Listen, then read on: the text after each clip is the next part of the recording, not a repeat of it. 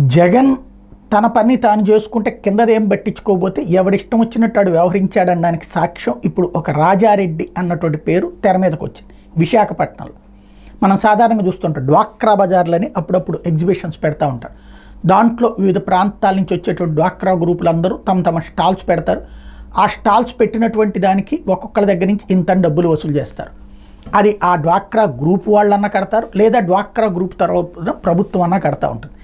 ఇట్లాంటి ఒక ఎగ్జిబిషన్ ఆంధ్ర యూనివర్సిటీలో పెట్టడం కోసం అని చెప్పి డ్వాక్రా గ్రూపులకు సంబంధించినటువంటి మహిళలు అప్రోచ్ అయితే డబ్బులు కూడా వసూలు చేసింది, డీడీలు కూడా తీసేసుకుంది ఆంధ్ర యూనివర్సిటీ.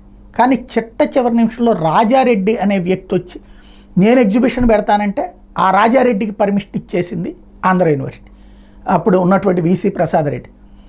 అయితే అప్పుడు ఇచ్చేసేసిన తర్వాతన ఈ మహిళల డబ్బులు వీళ్ళకి ఇవ్వాలి కదా, అది ఇవ్వాల ఇంతకాలం పాటు. ఆ డీడీలు అట్లాగే ఉన్నాయి, అవి అట్లాగే వెళ్ళిపోయింది, క్యాష్ తీసేసుకోవడం అయిపోయింది. ఇప్పుడు ఆ విషయం మీదనే తాజాగా వెలుగులోకి వచ్చి అసలు ఎవరి రాజారెడ్డి అన్నటువంటి చర్చ జరుగుతుంది. ఎవరైతే దేవకీదేవి ఈ విషయం మీద ప్రధానంగా ప్రొజెక్ట్ చేశారు. ఆంధ్ర యూనివర్సిటీకి 18 లక్షల చెక్కులు అప్పట్లో రిజిస్ట్రార్కి అందించాం, డ్వాక్రా బజార్కి అవసరం 50 లక్షల సామాగ్రి కూడా కొనుగోలు చేసి మైదానానికి తీసుకొచ్చి పెట్టాం. ఈలోపు రాజారెడ్డి అనే వ్యక్తి వచ్చి తాను ఎగ్జిబిషన్ పెడతానని మైదానం తీసుకున్నాడు. ఈ విషయం వీసీ దృష్టికి తీసుకెళ్తే 100 రోజుల తర్వాత మీరు పెట్టుకోమని చెప్పారు.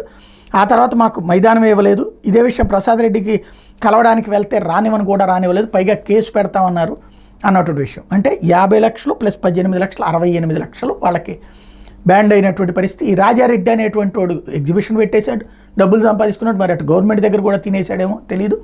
ఓవరాల్గా విచిత్రమైనటువంటి పరిస్థితులు అప్పట్లో జరిగినాయి అనడానికి సాక్ష్యమైంది.